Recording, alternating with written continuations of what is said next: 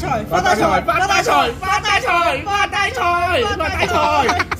Carity Philomo， 我係女巫海樂，一個主修希臘羅馬魔法、副修左手派嘅女巫。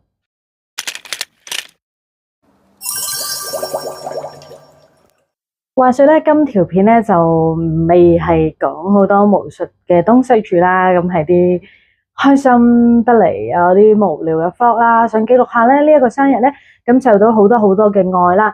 咁但係咧，其實呢一條片後續咧，有一餐生日飯我係冇拍片記錄噶，咁唔係陪我過嘅徒弟們唔好啦，因為嗰餐生日飯係同幾位徒弟一齊食，而係咧嗰餐生日飯間餐廳實在太可惡啊！咁所以嗰時我哋係完全咧又冇相啦，冇任何嘅片段可以記錄啦。咁佢點樣可惡法咧？講唔講好咧？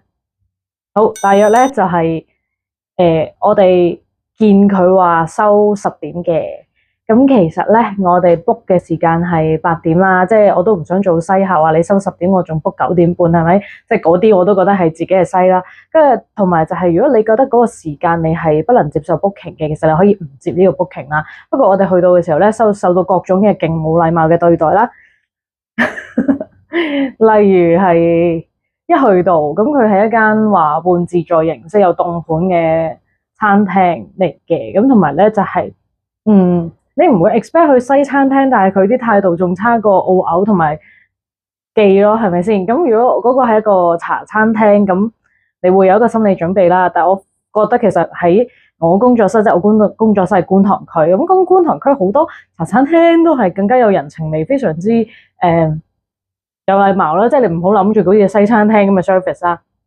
但係嗰個係一個西餐嚟嘅，跟住仲要咧，我哋一去到啦，我頭先咪講到話有凍盤嘅半自助餐啦，我一去到咩都未攞啊，我唔會煲齊啊，上餐湯啦。跟住我哋就然之後咧，餐湯又未飲，我哋仲食緊凍盤啦，佢又上埋主菜啦，跟住之後啲嘢食凍晒，即係其實佢食物質素幾好，平心而論。但係佢咁早上晒所有嘢，其實所有嘢食凍晒，你已經食龍肉都冇味啦，同埋成個過程佢係不停咁喺度俾說話你聽啦。咁去到我記得最過分係咧，當時好似係9點12分到15分之間嘅，佢突然間喺度倒漂白水，仲要倒熱水咯。跟住你諗下，你食緊嘢嘅時候，哇！嗰個漂白水加埋熱水嗰種刺鼻咧，即係我哋就覺得其實佢係咪趕我哋走啦？跟住最可惜仲要話咧，佢會主廚一個米芝蓮主廚，我哋就完全覺得咩事啊咁樣。所以嗰日咧就冇任何記錄啦。不過咧後續嘅片段咧就係全部啲好開心嘅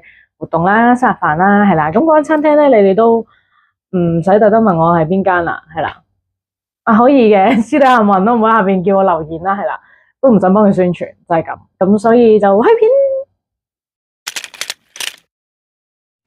今個生日嘅第一站咧，又係最開心嗰站，就係去咗許麗奈老師嘅相展暨畫展，俾大家睇下啲靚相先啦。唔使羨慕我同佢合照啦，大家記住課金買正版你都得。今年呢，我老公好識做喎，大家睇下個蛋糕，係我最中意嘅兔哥啊！呀哈，仲要係魔法少女版。我哋第一站去咗一間貴州菜 fusion 西餐嘅餐廳，佢啲嘢食咧都偏向健康，同埋啲質素真係好高質，你 feel 到佢用料咧係好實在嘅。我自己咧係好推介呢一個花螺，幾仙氣飄飄，同埋餐廳環境都好靚，好放鬆，推介。如果同女仔 friend 去，一定影相影到傻咯。跟住我哋去咗一間咧喺尖沙咀新開嘅西班牙餐廳。嗰度環境好靚，同埋佢個裝修咧係以你跌咗入愛麗絲夢遊仙境嘅洞穴做概念啦。同埋我自己係好唔中意有啲餐廳咧啲錢抌晒去裝修，但係食物同 service 好差嘅。咁呢一間咧其實佢係食物質素啦同 service 都係非常之好。我真係要讚我老公，佢係冇嗰啲男朋友 filter。跟住呢一日咧係同我兩個雙子座女巫好朋友嘅生日飯，毀天滅地呢個係我諗嘅。因為本身我覺得個蛋糕如果俾慧慧訂咧，佢一定會訂啲好正常。海樂、樂樂、慧慧生日快樂！於是我就同樂樂講，我哋要寫雙子座女巫毀天滅地。發大財！發大財！發大財！發大財！發大財！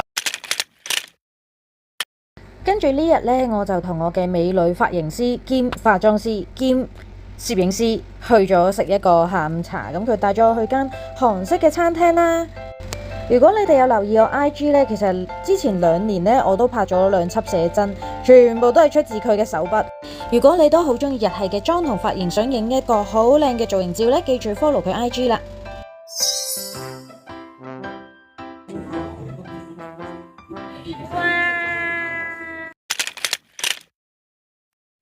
跟住呢一日呢，我哋去咗一間觀塘嘅 cafe 啦，其實好多人都會聽過噶啦。佢呢間係新開嘅分店嚟嘅，我發現呢，佢仲有任飲嘅茶咯。然後之前喺佢另一間分店呢，我比較中意佢個海膽意粉啦，嚟到就試咗呢個明太子飛魚子意粉。跟住我哋叫咗個帶子薯蓉，你哋睇下，好似火山爆發咁，啵啵啵啵啵啵啵。然後老公呢，叫咗個黑松露雞肉 risotto。佢另外嗰間分店呢，主打係窩夫，呢間就係麻薯啦。我想話，哇，佢個麻薯好滑好香，同埋佢個份量呢，大見到我哋有啲嚇親。大家睇下佢喺度撩佢時候幾動搖，幾麼尖麼子。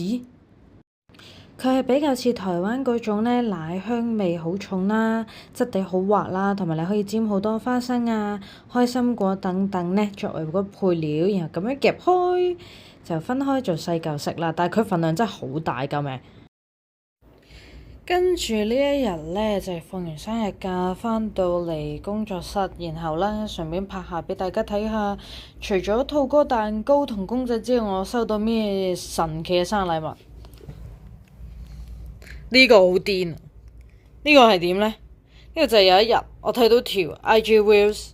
佢係一個大家見到佢耶穌嘅模型啦，跟住佢呢將呢度砌埋可以變形金剛嘅，然後又嗰時我 send 條 reels 俾我個台灣嘅男巫師朋友，諗住搞下笑啦，咁我冇諗到佢真係癲咗，走去揾到喺邊度買，仲要寄咗俾我咯。最好笑係當時我收到份順豐件，我一打開。見到呢個盒，我知瀨嘢啦！佢癲噶，佢揾到呢個公仔返嚟啊！真係。跟住呢個呢，係工作室寄賣夥伴阿 Kit 送俾我。其實我好中意數碼暴龍嘅，你哋有冇同我一樣咁中意數碼暴龍？第一代真係好感動，美美飛走頂冇個幕，唔知呃咗我幾多眼淚。咁同埋呢，大家上嚟工作室可以睇下 Kit 寄賣嘅作品啦。我係好欣賞佢啲作品，因為佢好多都係自己親手設計、親手做，同埋佢啲嘢好特別。譬如有唔同嘅祭壇布啦、唔同嘅 Twilly 啦。好，跟住咧呢一個係我其中一位徒弟俾我嘅珍珠頸鏈。呢一支呢係一位台灣嘅女巫朋友嘅魔法香水。呢個都係一位徒弟俾我嘅黃水晶戒指啦。跟住咧呢個超犀利。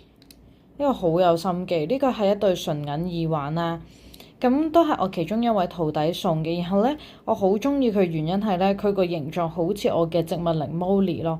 咁我應該之後都會拍一集講下女巫同植物靈嘅關係啦，講下 Molly 嘅故事啦。跟住呢，嘟嘟，一個呢係台灣嘅薩滿朋友送嘅禮物，就係咁啦，拜拜。